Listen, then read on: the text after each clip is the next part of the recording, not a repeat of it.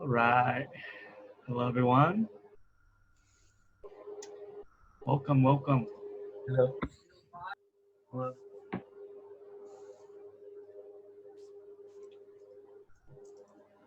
All right. Let's see. We're just gonna wait a little bit more, and then we're just gonna dive right in. So, about 2 or 3 more minutes. Also, this meeting is recorded, right? So, just wanna say that ahead of time. Cool. And also by now that you guys should all have the documentations downloaded, right? So I'm gonna paste in a folder which is essentially everything that you guys need to know. And I would recommend download it on your machines, on your what's up there on your machines, and yeah, on your computer. And yeah, and as you go through, just go along with what Chidi here is gonna have to say. So aside from that, I think that's pretty much it. Oh, actually, one more thing. I do want you guys to sign in because we want to keep track of our members, and if we have any prizes going out, now the attendance sheet would be the best way to keep track of that. So let me see.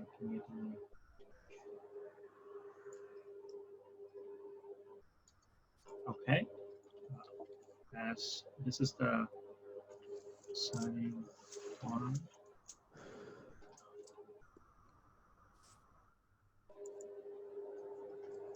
Okay. And yeah, at this point, I think that Chidi, do you want to go ahead and introduce yourself? Sure.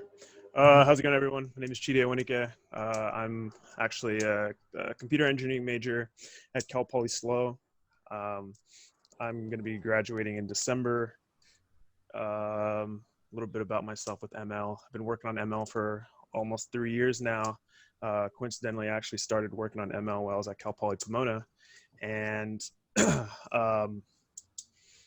most of my work is in speech and NLP, natural language processing, a lot in like conversational AI and stuff like Alexa and Siri and stuff like that, working with voice assistants, virtual assistants, and then have some experience working in computer vision as well. I've done a couple projects, including a driver monitoring system while I was interning at Faraday Future a few years ago. So I figured it would be good to do a workshop on computer vision. Seems like it's something that a lot of people are interested in. And for those who don't really have much experience in machine learning and are interested in getting started, I think this is a good place to start. So do you want me to just jump right into it? Yeah, I think we don't have much time. Yeah. Okay, sounds good. All right, so I'm hoping most people have gotten the content loaded up. If not, I was just gonna go through it really quickly. I've already downloaded the file. So I'm simply just going to upload the notebook. So we should have this CPP CSS Computer Vision Workshop folder or a file. So I'm simply going to upload that. And now you should be directed here. The next thing so you want to, I think, share your screen because I think we only see the browser. Sorry. Yeah, there we go. Okay. Yeah. So yeah, you want to go here, upload the notebook from that directory. The next thing you want to do is you can go here for the table of contents and then open up this files, and it's going to connect you to the runtime.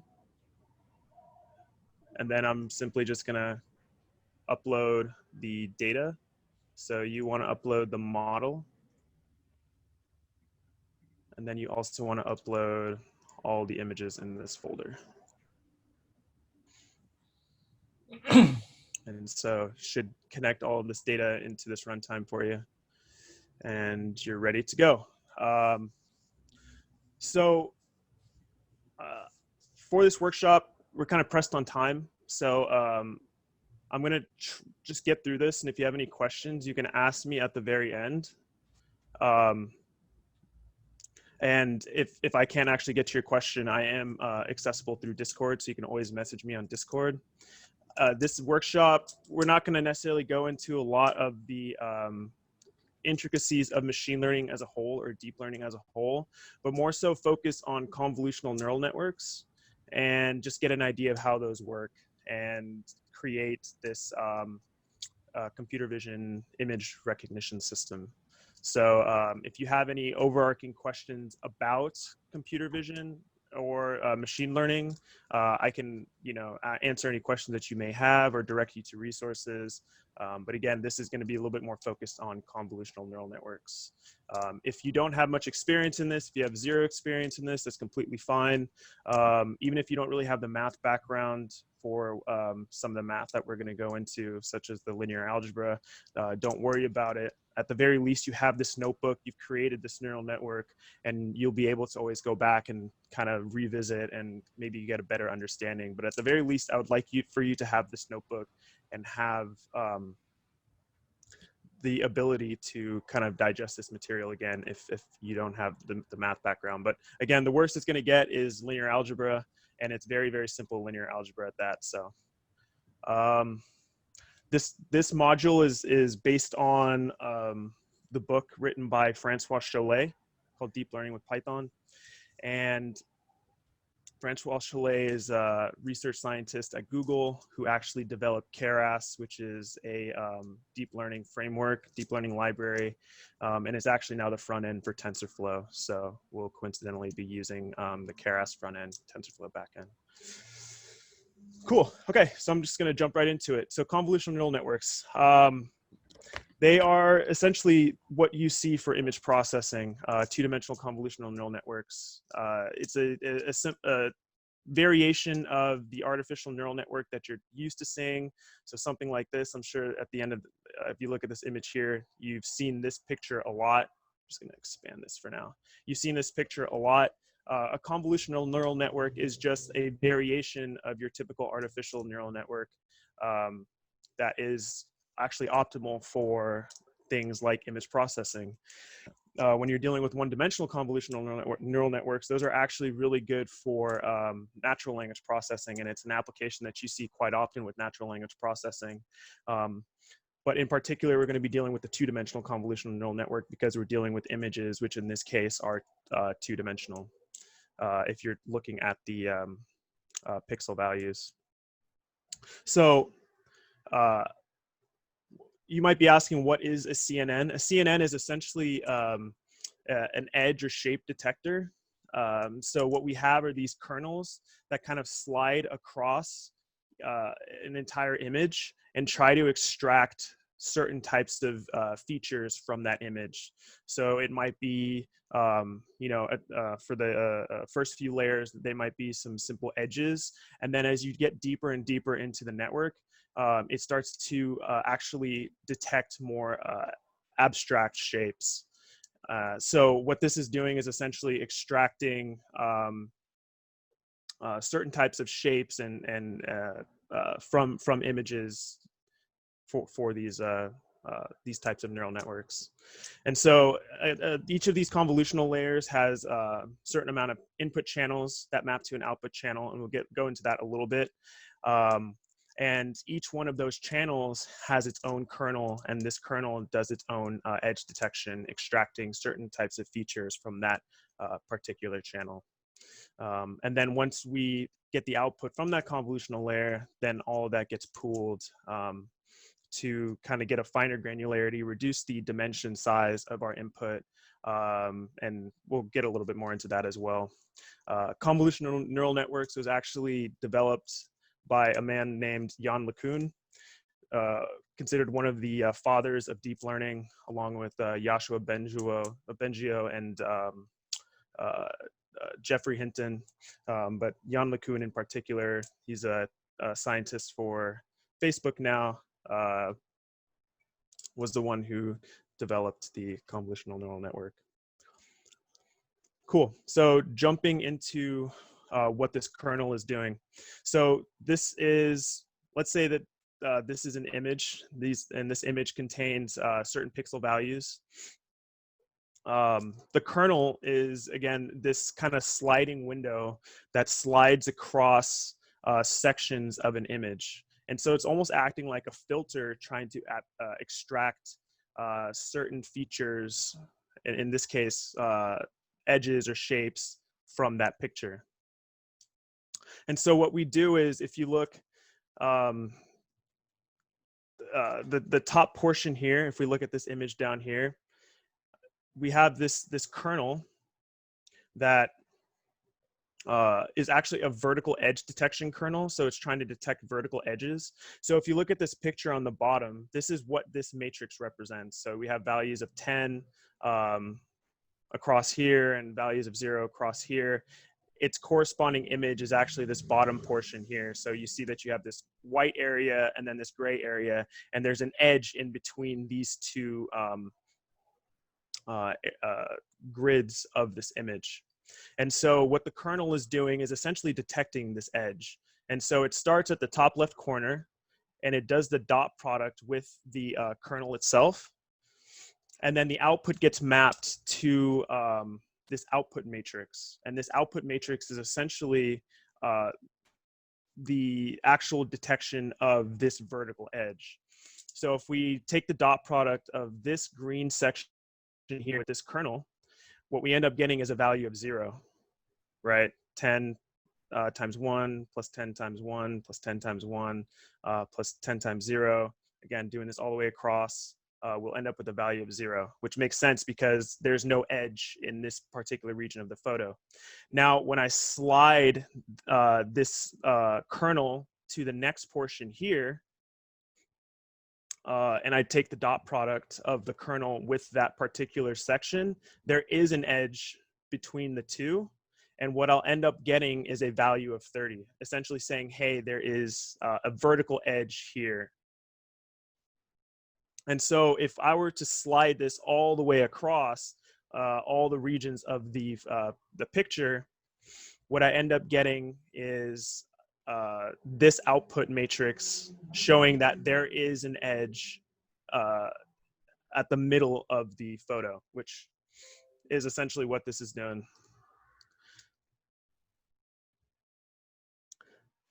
So, and you can kind of see that happening at this with this GIF right here. You can kind of see that it's sliding across, taking the dot product, and then mapping to this convolved feature output matrix. And so when we talk about channels, might be a little bit confusing, but if we're looking at an image, right? In this case, with this image up here, we have a grayscale image. And so what we have is an X, a Y, and then a depth, which is the color, which is just 1, because again, it's just simply grayscale. When we're dealing with colored images, it's RGB, and in this case, it actually has a depth of 3. So the intensity of red, the intensity of green, and the intensity of blue at each pixel. And so when we talk about channels, essentially that is what the channel is for the a colored image. So when we input an image, again, we're looking at the red channel and trying to extract features from the red channel. We're looking at the green channel and extracting features from the green channel, and then similarly for the blue channel. And so each one of these channels has its own kernel. As you can see, the kernel values are all different, and they have their own features that they're trying to extract. And so what we do is at each region, we take the dot product of the kernel to that region. And for all the channels, those values are then output, summed together with a bias. And then the sum of those values with the bias is then put through this nonlinear activation function. And then that gets mapped to the convolved feature output matrix. And so that's something that you'll actually see with these convolutional neural network, or with machine learning and deep learning in particular, is using these nonlinear activation functions to take advantage of the nonlinearity, which is used for, which actually gives the power of machine learning to create these pattern spaces to classify certain things. And so in essence, that is what we're doing with respect to each channel. And yeah, that's pretty much what's going on there. After we get our output matrix here, what we end up doing is now go through the pooling aspect. And the pooling aspect is going to take each, depending on what the size of the pooling is going to take those regions of an image and take the maximum value of that particular region. Essentially saying that this is the most prominent feature within this section of an image. The reason that we do that is it takes advantage of what's called kind of local translation invariance. And so it reduces the sensitivity and the correlation between certain features relative to the position that they have in an image. Also, what this does is this reduces noise, right? So if you're looking for very prominent features of a cat, for example, and we're looking at the ears, if that is what that particular kernel is looking to detect, then that is going to be the most prominent feature. And certain other things like maybe the background or the fur of the ears, those are less relevant, and those are going to get kind of filtered out once we keep going deeper and deeper into our network. And so if I go back up, what we kind of covered was we have our input image, and that is then going to have a kernel that slides across the image and then maps to a convolutional or convolved feature output matrix. And so that's what we're seeing here. And that dimensionality actually gets reduced. As you can see here, we have a 5x5. It gets reduced to a 3x3 because, again, the output is dependent on the kernel size, and we're looking at large regions of an image that we're mapping to this new output matrix, as opposed to just simply translating pixel by pixel one matrix to another. Then what we're doing is max pooling. And so we have a 2x2 sliding window that goes across the entire image, takes the maximum feature of that, and maps it to a new output matrix.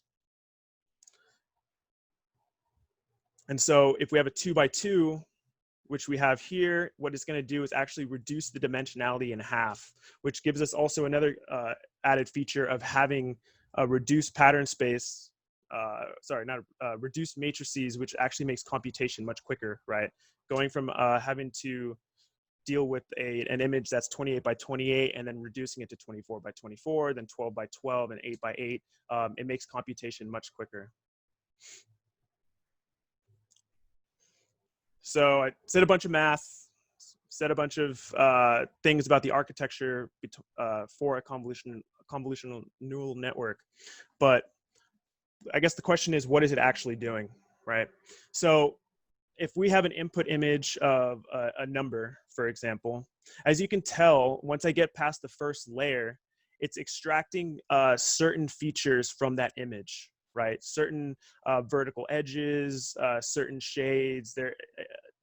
Each channel here is extracting something different from that image. As I get deeper, as you can see, the convolutional layer, the features become a little bit more abstract, right? Now it's looking at the features that were extracted from the input and seeing what additional types of shapes can I extract from the previous layer. And as you get deeper and deeper, the dimensionality is reducing, and it's becoming far more abstract, and it's able to define those prominent features. Maybe it's the arc in the 9, the hole in the middle of the 9. For 7, maybe it's the fact that there's that curvature that happens at the top right corner of a 7. But these are the prominent features that it's trying to extract from the image. And so then we get into our densely connected layer, and then we let the artificial neural network do its magic and provide us the output prediction based on the input. So again, it's extracting key features, key shapes and edges from the input, and then producing this feature map that now the densely connected layer is predicting on based on the input. And so now we can also look at, well, what does this mean with respect to an image, right? Can we see what these features actually look like? Can we see what each kernel, what each channel is trying to extract? What are the features that it's trying to extract? So there's actually some cool work done. It's this program called DeepViz that allows you to visualize what's going on with the convolutional neural network. And so you can actually see what the output for each channel looks like for every layer of your network. And so we have a picture of a bus. And then if we look at the convolutional layer number 5, and we look at one of these channels, what we find is this, which doesn't really mean anything to us, right? It's just a bunch of grayscale images to us with just some random pixel values. But in reality, what it's doing is it's extracting the wheel, right? So this particular kernel is looking for the wheel of a car or a bus or whatever it may be, of an automobile. And you can actually confirm that by looking and seeing, well, what type of pixel excitation happens, right? What excites this pixel? What excites this channel? What types of imagery excites this channel? And you can see that that the wheel of the bus is what excites this. And we can also see, well, what similar images excites this particular channel. And as you can see, we have a bunch of cars, and but what it's actually looking for is the wheel. So we're seeing a bunch of wheels and kind of these circular shapes that you know, across millions of images, these are the ones that are most prominent with regards to this channel. So just kind of give you an idea of the fact that, you know, maybe in the beginning it was extracting some edges and, you know, vertical edges, horizontal edges, and then as we get deeper and deeper, it's able to extract more of these abstract shapes, such as a wheel.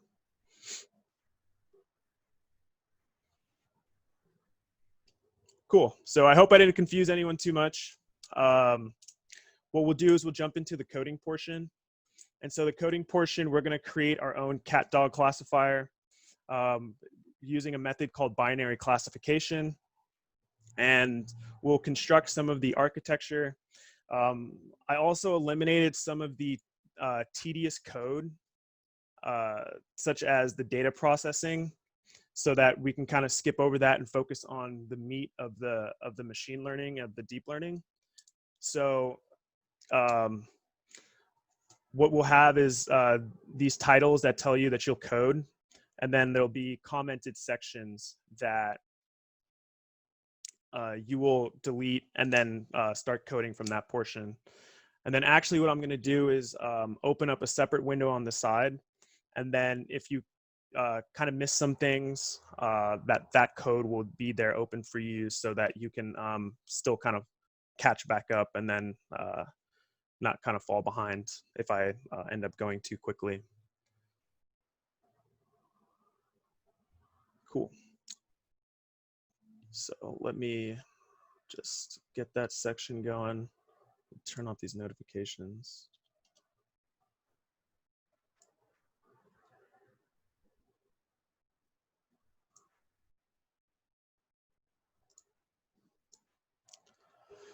Okay, so I think there are 2 questions with regard to the presentation you just gave. So first question would be, are the kernel values predefined and never changing?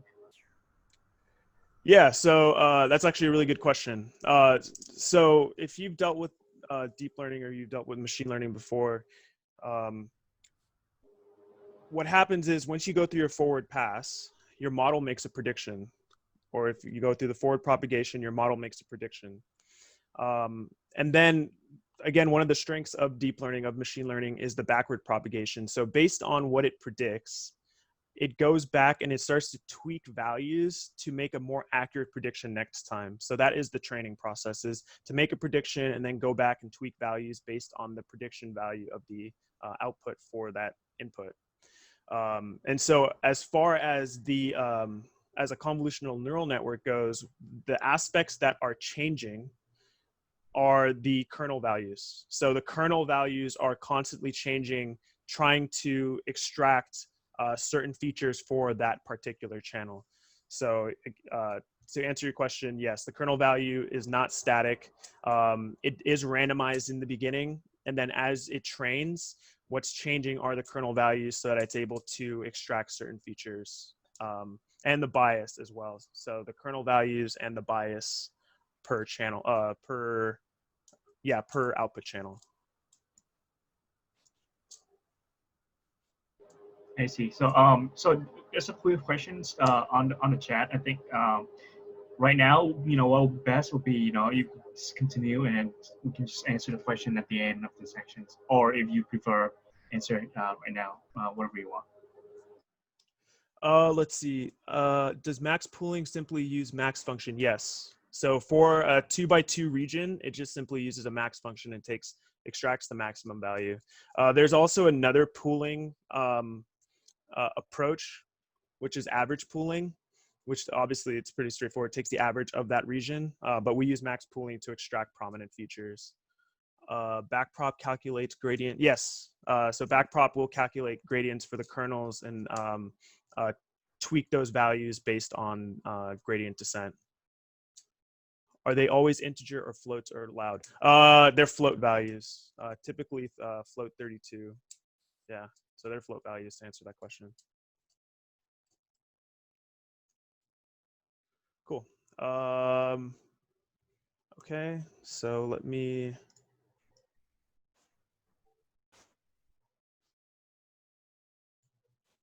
Actually, I'll take this one. All right. Cool. So let's get straight into the coding.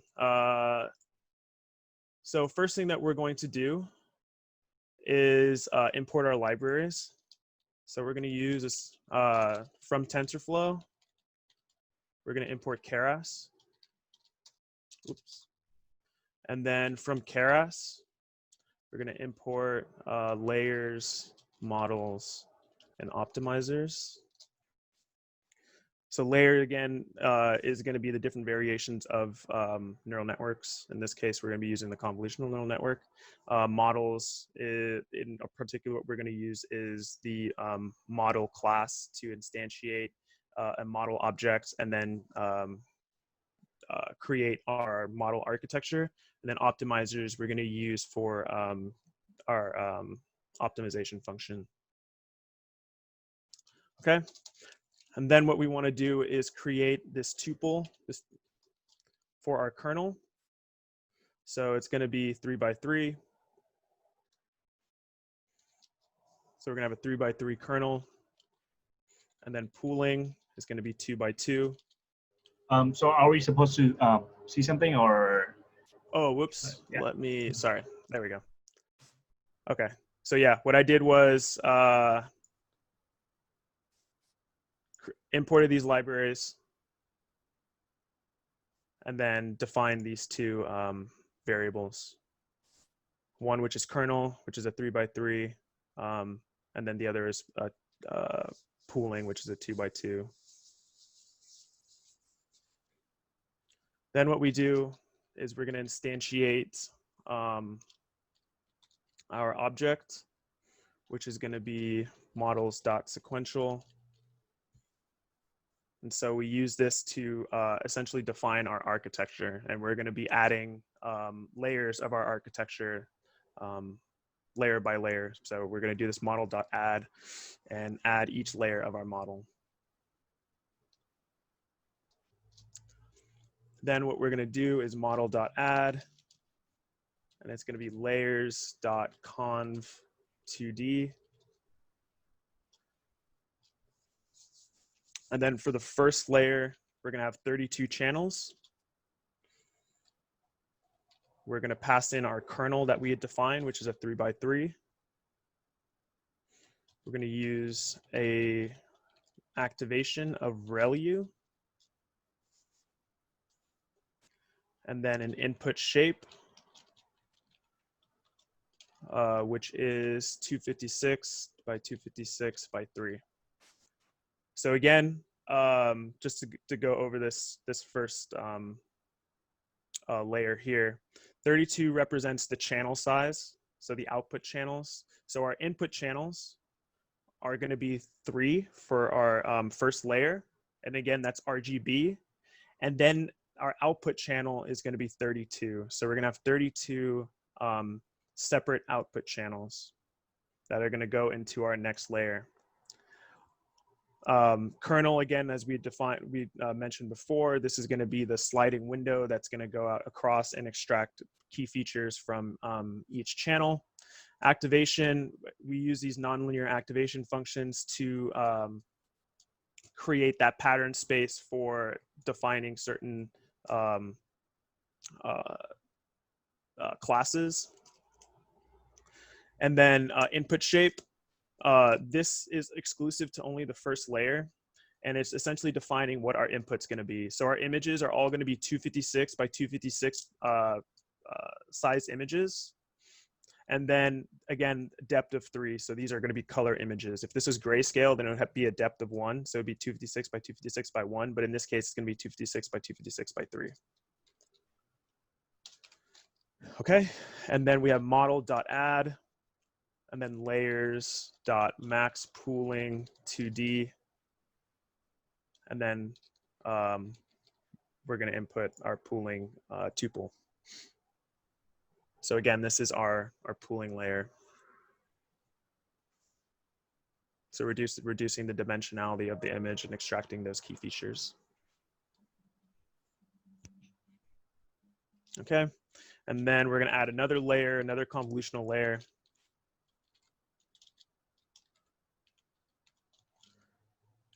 This is going to be 64 channels. We're going to pass through kernel. Activation again is going to be Relu, and then input shape. Oh, sorry, and then no input shape. My apologies, no input shape. So that's it. Because again, the input shape is only for the first layer. And then it's going to be model.add layers.maxPooling 2D. And then we're going to pass in pooling.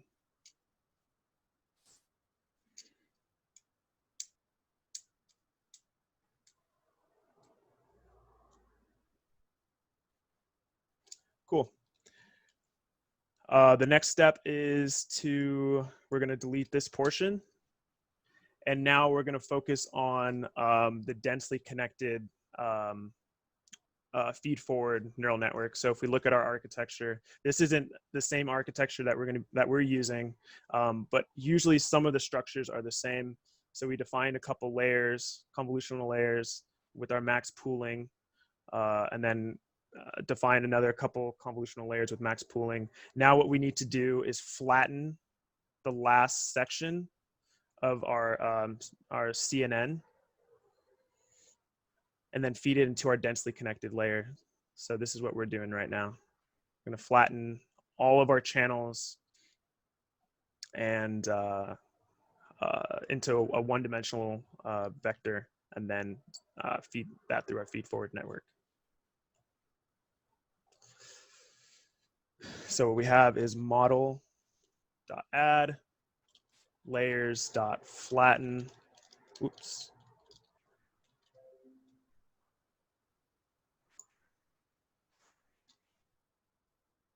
And then model.add layers.dropout. So what we're going to do here is add a dropout layer, essentially what dropout does is deactivate certain neurons within our model, within our architecture. And you might ask, well, why do we do that? One thing that could happen, because these neural networks are used as pattern recognizers, is that they actually can pick out patterns between neighboring neurons. And so we want to reduce that correlation as much as possible and risk any type of overfitting to the training data that we have. So when we add dropout, what that ends up doing is it eliminates that correlation between outputs from neurons and increases the generalization of our model. So we have model.add layers.dense. So this is the first densely connected layer. It's going to have 512 neurons. And then our activation is going to be a Relu.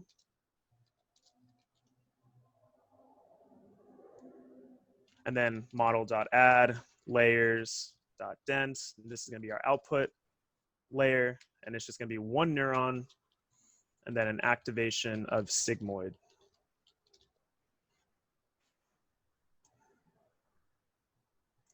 And so to give some context as to why we use one neuron, our model is a binary classifier. So it's essentially, our model is going to be saying, hey, is this a dog or is this not a dog?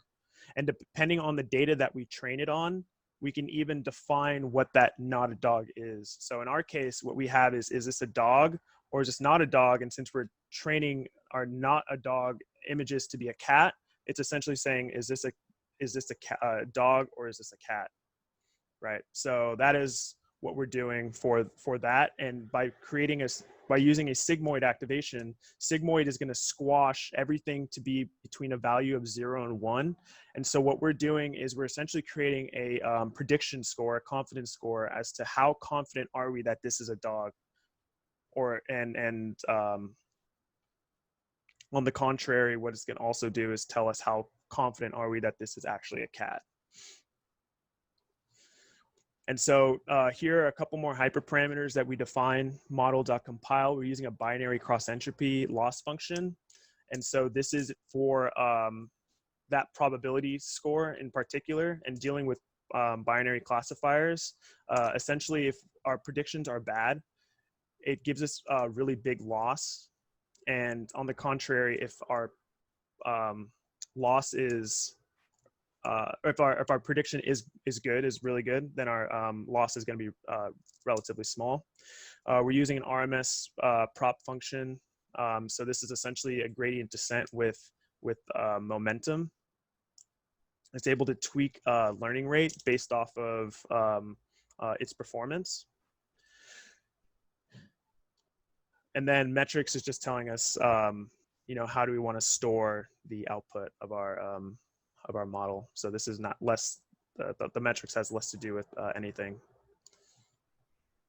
relative to the training or performance of the model. Last thing we're going to do is model.summary, and we're just simply going to output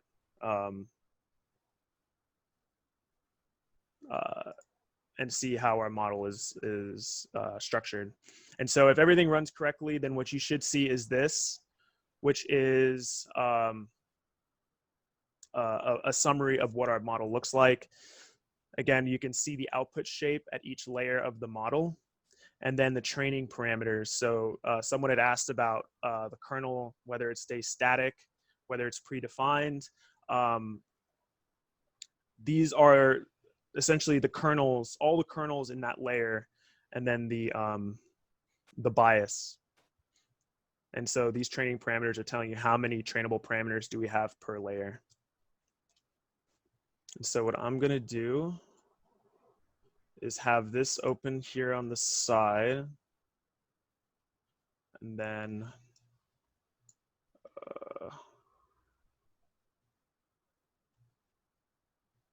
okay, yeah, this will just have to do.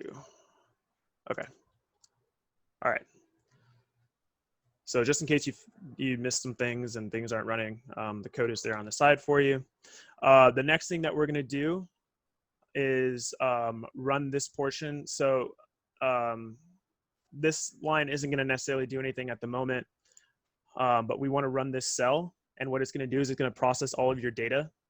And so now if we look in our runtime session files, you'll find this cat dog data directory, and it has our data distributed between train and validation. And then it has all of the images categorized by cats and dogs. And now this will be for the actual training of the model itself. So typically what we do is we have certain distributions of our data, training, test, and validation. What I usually do is 80% train, 10% validation, 10% test. And they all serve different purposes. The training data is pretty straightforward. It's for the actual model training itself. But you also have a validation set that allows you to see how the model is generalizing on data that hasn't seen before. So typically the validation and test data, they need to be data that is not within your training set so that the model can predict on data that hasn't seen, so you can get an actual understanding of how well it's performing. Because what the model does really well is it trains on the training data and is able to recognize patterns within your training data, but you want it to be general rather than memorizing on strictly your training data. So the validation will allow you to see how it's performing at each time step in correspondence to your training accuracy and loss. And then it'll help you determine how many training steps do you need, how many epochs do you need, how many maybe convolutional layers do you want to add, how many neurons do you want to have per layer of the densely connected layers, how many channels do you want. Like, these are all hyperparameters that you want to tweak and use the validation data to kind of help you gauge the performance. And then the test data is usually used to test the performance of the model as a whole. But in our case, since we pulled down some training samples already, or some test samples already, we're going to do our own testing. So a little bit unconventional. Cool. So all that data is categorized. You can go in and kind of look through that at some point later if you want. But I figured that would be something that we don't have to worry about and avoid any type of kind of tedious automation coding and just focus on the machine learning stuff. Okay. All right. So now we have the data augmentation. And so essentially, when we're training a model, we want to have as much data as possible, right?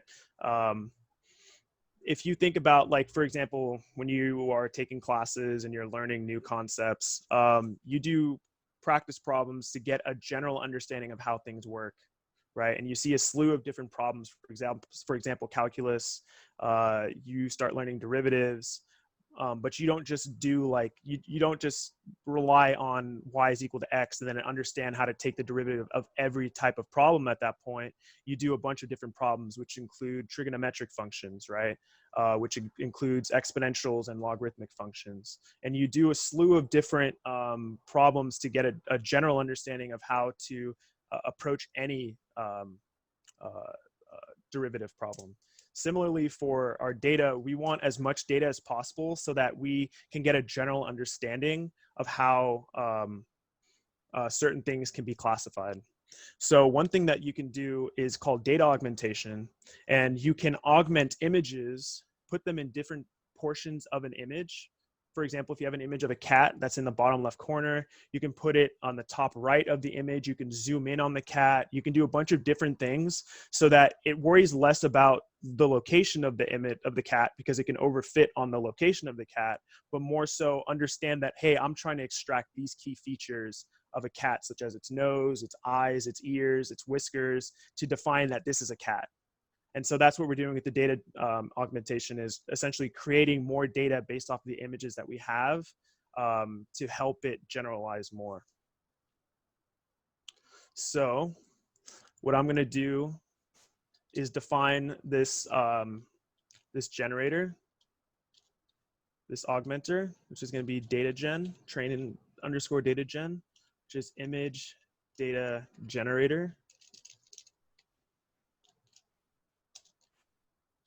we're going to rescale. So we're going to normalize our data. 255. Rotation range is equal to 40. So minus 40 or plus 40 degree rotation of an image. Width shift range is equal to 0.2. Height shift range is equal to 0.2. Shear range is equal to 0.2. Zoom range also 0.2. And then horizontal flip equal to true. Okay, so with the shift range and height shift range, essentially, you know, how much can we shift it up or down or to or left and right? And we're saying, okay, 20%, like at most you can raise it 20%, lower it 20%, or shift left to right. Shear and zoom, similarly, 20%, you know, zooming in on an image and shearing the image. And then horizontal flip, even mirroring some of the images as well. And so we have our data generator for our validation data. And then what I'm going to do is actually create the generator itself. Train underscore data gen dot flow from directory. And then this is going to be train dir. So this is going to be the training directory of, this is going to be the directory, the path to your training data, which is actually defined at the top portion here, right here. So this is going to be this particular directory, and it's saying, let me actually finish this portion first before I define that. Target size. So it's going to rescale all of the images that it sees to 256 by 256. Batch size of 1. And then class mode is equal to binary. So yeah, what it's going to do is it's going to pull data from this directory, and that data, again, it's a binary classifier. So we have two different directories that are defining two different states, and it's going to label that data for us and resize those images to 256 by 256. So some of those images might not be that size. It's going to rescale all the images for us. So we should just run that. And what you should see is found 20 images belonging to two classes. So it's essentially creating the generator for the training data and then the validation data. And so, and let me actually slide down. Okay, so there's that on the side. And so what does this actually look like, right? We can see what this augmentation is doing. So we have 4 different augmented images.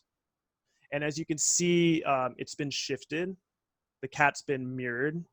Let me see if I can get a, okay. So it's been shifted, the cat's been mirrored. Image number 2, you can see that it's been zoomed in a little bit. Same with image number 4. And essentially what it's doing, like I said, is giving us that augmentation. So it's almost, it is generating new data for this model to understand that, hey, I'm trying to extract these key features, right? Because what's important here are the eyes, the nose, maybe the shape of the head, the whiskers.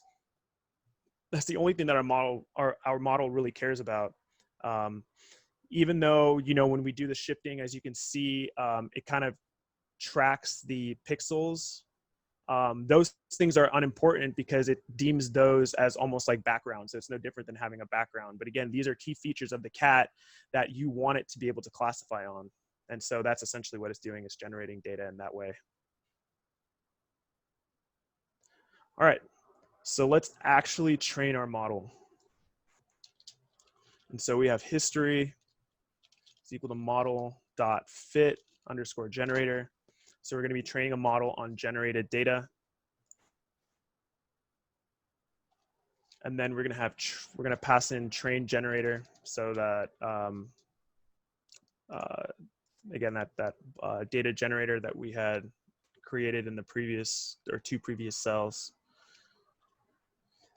Steps per epoch. So per chaining step, how many images do we want to augment per image, or how many augmentations do we want to do per image per training step?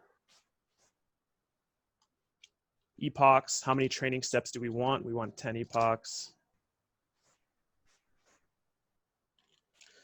The validation data, and that's going to be our validation data. Validation generator. And then validation steps is 5. And then verbose, equal to 1. So we want to see the output. And so what we're doing is we're assigning this model.fit or model.fit generator is going to actually start the training process. And then we assign the training accuracy and loss, validation accuracy and loss. We assign per training step essentially the contents or the log of the actual training process. We assign that to history. So history is going to contain a log of metrics for our models training. So simply just run the cell, and now you can see the training process is actually happening. And so you're going to see some pretty gnarly values because, again, we're training on 20 samples, 20 image samples, and they're essentially the same images. So it's going to have an interesting time trying to train the model itself. But this is expected with the data that we have. But you can see there's a drop in loss. The accuracy is kind of bouncing everywhere. But ultimately, you want to train on actually thousands of images per class, tens of thousands of images per class. For the sake of this demo, this workshop, it would have been gigabytes of data, and to download that data and then have to upload it to this runtime, it would have taken a really long time. So I figured we can just go through the training process and get an understanding of how it works. And then I actually have a pre-trained model for you to that's trained on thousands of images that has I think it was like 92 or 93% test accuracy, which is substantial, relatively good, especially in comparison to this model. So if you haven't done so already, you can go online, go on Google Images, and then pick out a couple test images. And so, and then what I'll do is upload my images.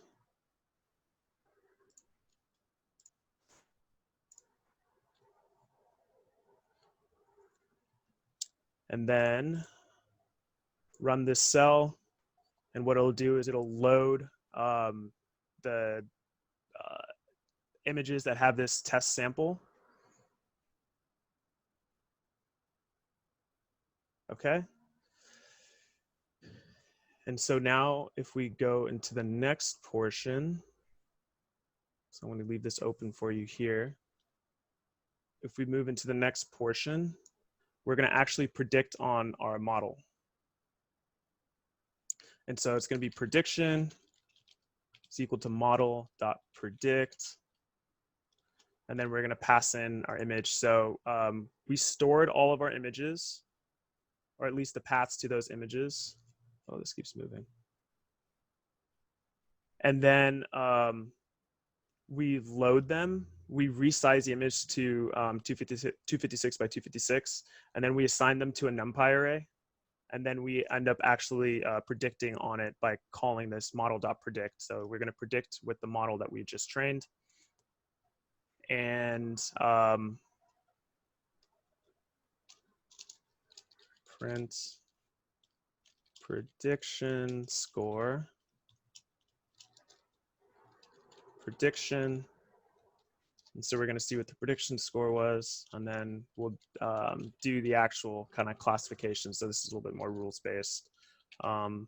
If it's a value of 0, I'll print this is a dog.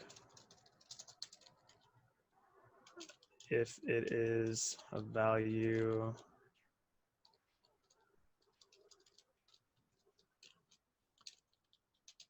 if it's a value of 1, we'll say it's a dog. If it's a value of 0, we'll say that this is a cat. And then otherwise, we'll just say we're not really sure what this is. So I'll run this cell. And so for the cat, didn't do so well. But for the dog, it was able to predict that it was a dog. One of the reasons that it got the wrong prediction for the cat, maybe there aren't any cats that are orange. It could be something as simple as the angle that the cat's at. But again, this is to be expected because of the fact that our model is only training on so many image samples. So I don't know why this keeps moving. So I'll scroll down. And so now that kind of ends the coding portion. And we're going to look and see what we can do to make these things better. We'll look and see what is our model actually doing, right? And we'll load the pre-trained model that came with the directory, which came with the folder, and analyze the channels and see the output from the channels by inputting an image and see, again, ultimately what our model is doing. So first of all, what we can do is analyze the our trained model and see what type of values we're actually getting. And so as you can see, the training loss begins to converge a little bit. Validation begins to converge as well, but it's kind of bouncing around. But that convergence is kind of indicating essentially what neural networks do really well with training data, which is give relatively high accuracy and predictions for those images. But again, because of how little amount of data we had, those values kind of bounced around a little bit. And so what we'll do next is we'll load our model, pre-trained model. This has a different architecture, as you can see.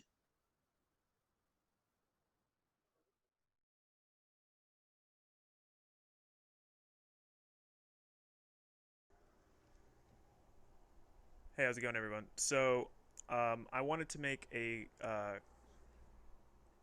quick mention to a change that was made.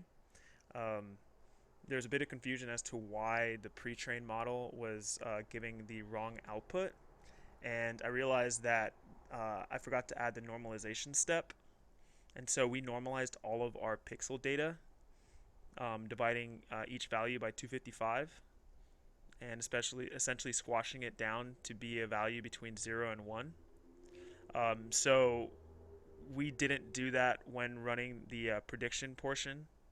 And so if you notice here, if you're looking at one of the prediction cells, that there's an extra step, which is x, which is the array of pixel values for that particular image.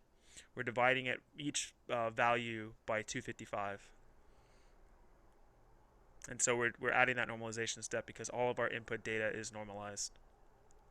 And then another thing I did was I added the confidence score, and so essentially set a threshold. So we had previously mentioned that the sigmoid activation function on the output will give you a confidence score between 0 and 1.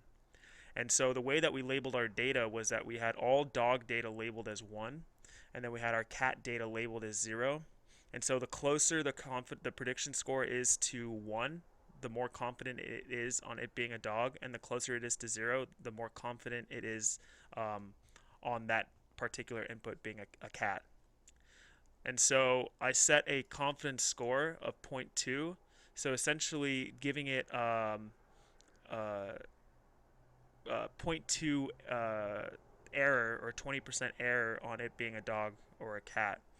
And so if you look at the conditional statement, what you can see is that uh, we have our prediction and we're checking to see if it's greater than 1 minus the confidence score. So if it's greater than 0.8, then we're confident in saying that it's a dog. And then if it's less than 0.2, then we're confident in saying that it's a cat. And you can mess with this value and see what works best for you. But again, this is the additional step that was added to the presentation yesterday, and it can be found on the complete notebook that will be distributed.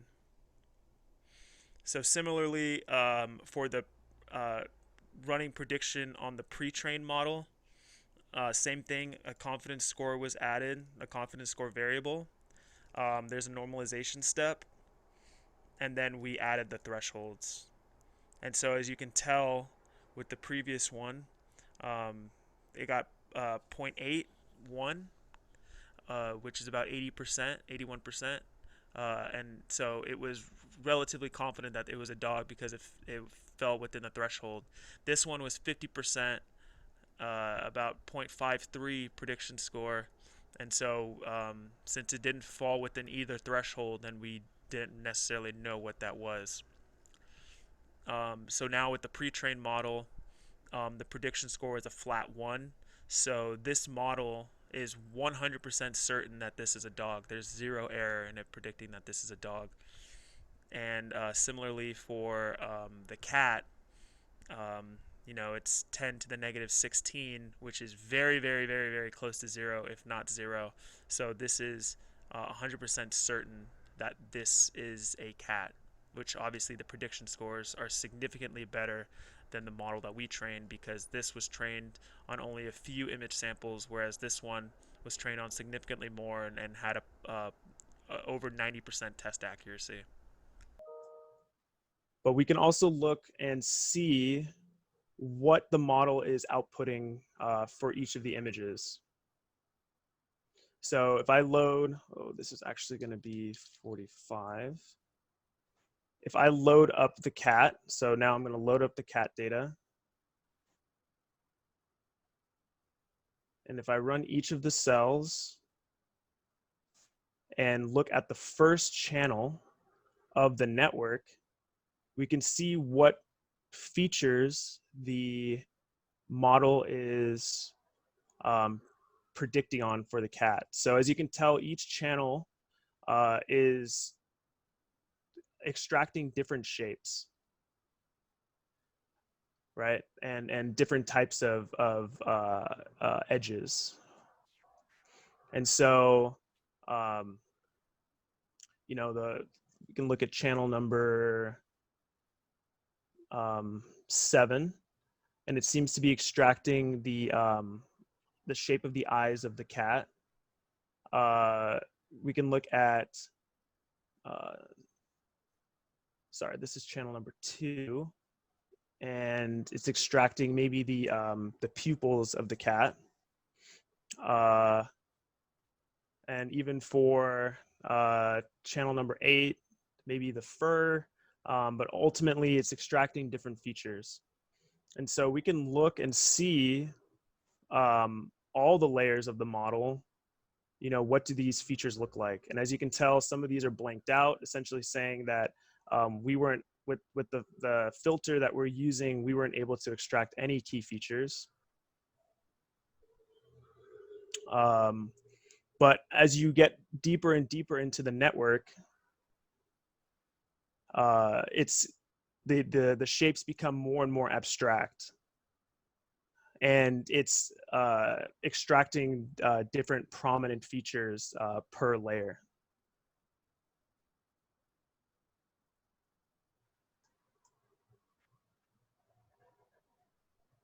So it's just interesting to see which regions of an image per layer the model is actually predicting on. So if we do the same for the dog, and I look at maybe one of the dog images, which in my case is 45. I load up the dog, and then I'm able to see channel by channel, what features is this model predicting on with respect to the dog. Here we have the eyes, and it looks like the nose. Some of the fur, maybe some of the colors with respect to that channel. Looks like the mouth and the shape of the head a little bit. Channel 0 looks like it's picking up on the pupils of the dog. And then we can dive even deeper and see layer by layer and channel by channel which features is more prominent and what features or what excites each channel, what pixels excites each channel and each layer of the network itself. And again, the deeper you get, the more abstract the shapes get, but it is extracting kind of key features of the dog for it to pipe into the densely connected layer.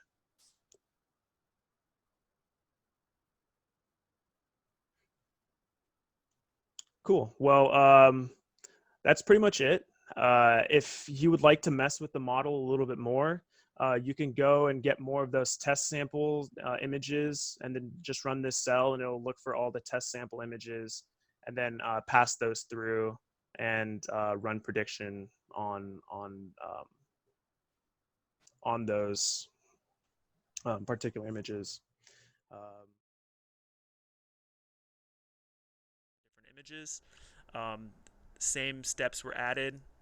There's this confidence score variable and the normalization step, and then the thresholds for the conditional statements.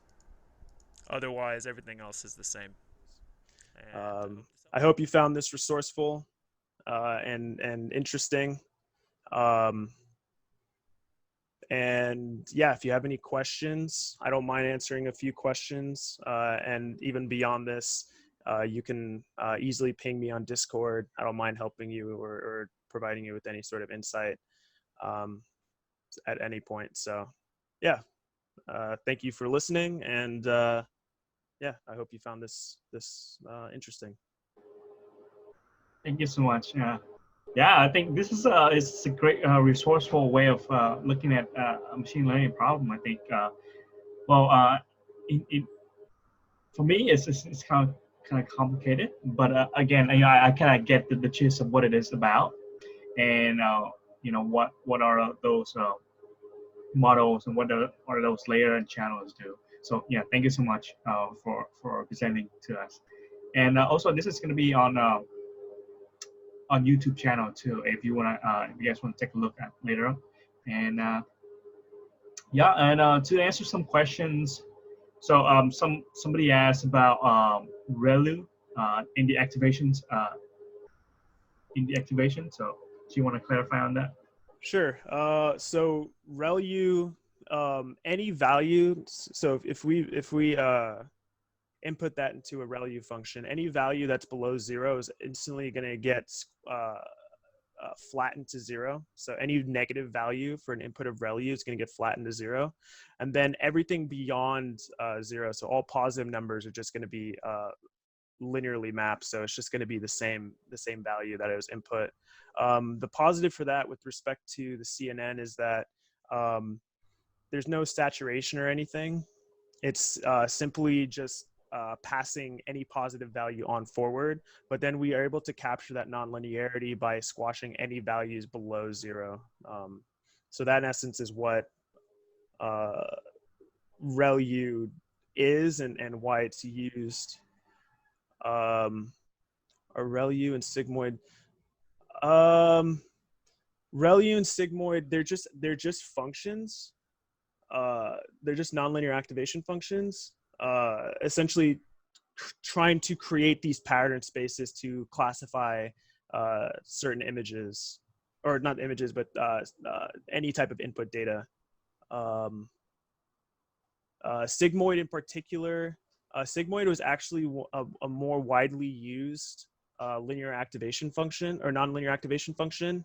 But as of late, Relu has shown a lot of promise because it doesn't have that saturation. But again, sigmoid is commonly used for binary classification because it gives you a probability score between 0 and 1. If we had a multi-class problem, would Keras automatically implement one versus all classification? I'm not too sure what you mean by one versus all. If you can elaborate on that a little bit, if you're still here, I could answer that for you.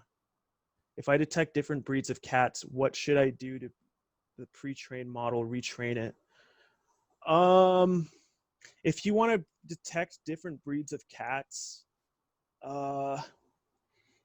that's a different type of problem. Different breeds of cats would be a binary class or a multi-class classifier, and so you could use the convolutional portion of an image or of a model to extract key features of cats and dogs, and use that feature map to train a densely connected layer, which is going to do your classification for you. With respect to the model that we have, using that whole model, you couldn't retrain it on detecting different breeds of cats because of the fact that that model that we just used, that we just created, is a binary classifier, and you would be looking for a multiple classification model. And that's typically what you see with a lot of these large pre-trained models like ResNet and Inception and stuff like that. They're these really, really deep, massive models that are pre-trained on millions of images, and they have a lot of different classes. And what you can do is you can take the portion of the model that is predicting on just the feature map and features of as for example, like the convolutional section of our architecture, the aspect that is creating that feature map, and then you can train by attaching a densely connected layer at the end. You can train those pre-trained models, deep models, on the feature maps that are output from those pre-trained models.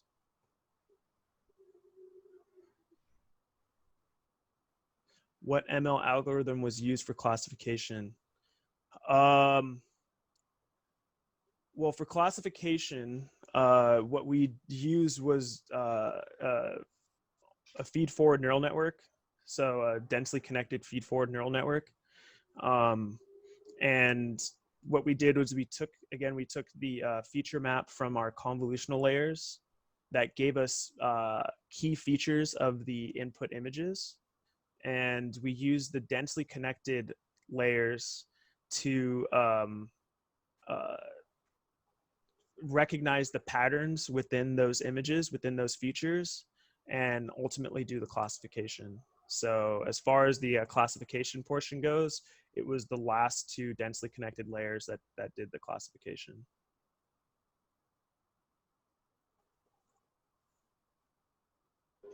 Okay, so yeah, thank you so much, Chidi, for presenting this. And if you guys have any questions, feel free to bring him into Discord.